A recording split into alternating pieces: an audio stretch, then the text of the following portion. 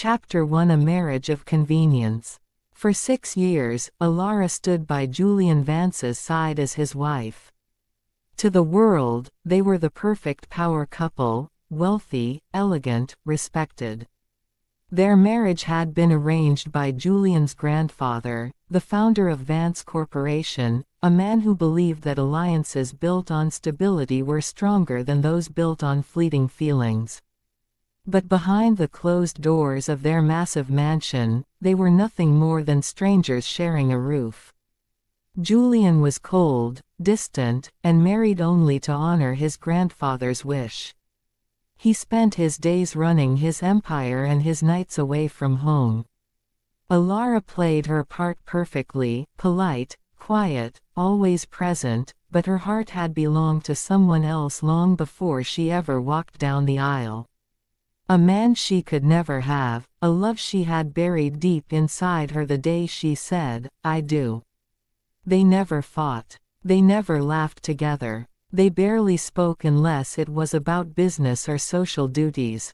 Until the day Julian handed her the divorce papers. "It's time, Elara," he said, his voice flat and emotionless, exactly how it had always been. "Grandfather is retired now. The deal we made is fulfilled. You are free." Elara signed immediately, her hand trembling. She should have felt happy. She was free from a cage she had lived in for years.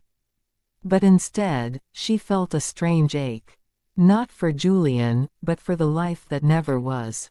"Is there anything else?" she asked softly, sliding the papers back. Julian looked at her for a long moment, something unreadable in his dark eyes. "No, we go our separate ways. No contact." He turned and walked out of the room, leaving Elara alone. But as she packed her things, she realized a terrifying truth: she was pregnant. It was a late night, a rare moment of weakness, a mistake neither had spoken of. But the proof was growing inside her. Fear gripped her. She knew Julian. He was ruthless, possessive, and proud. He would never let her take his child. He would take custody, keep the baby, and she would be left with nothing. "I have to go," she whispered to herself. "I have to disappear before he finds out." By the end of the week, Elara was gone. No note. No forwarding address. No trace. She vanished completely from his world, taking her secret, her child, and her broken heart with her. Julian heard rumors she had moved abroad. He didn't look for her. He told himself he didn't care. He went back to his life, work, wealth, solitude. But deep down, something shifted. The house felt emptier than before. Chapter 2: The Vanishing ACT. 5 years passed. Elara lived in a quiet, small coastal town hundreds of miles away from the city and the Vance family name. She had built a new life, simple, peaceful, and full of love. She was a mother now to a beautiful, bright little boy named Liam. He had her eyes, but his father's dark hair and strong features. Every day, looking at Liam, Elara was reminded of Julian.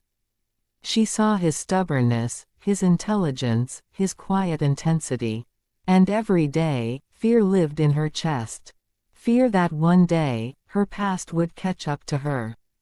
She had told Liam his father was gone, that they were a team, that they didn't need anyone else. And for 5 years, they had been happy.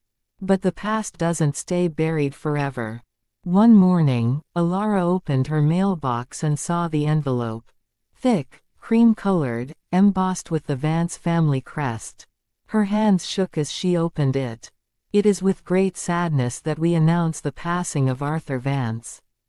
The family requests your presence at the funeral and reading of the will." Arthur. The grandfather. The man who had arranged their marriage. The only person who had ever been kind to her in that house. Elara's heart ached. She owed him so much.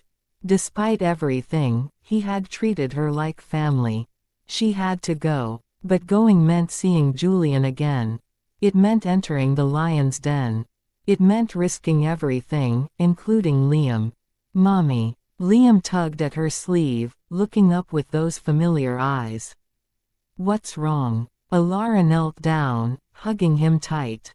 "Nothing, sweetie. We have to go away for a few days. To see where Mommy used to live."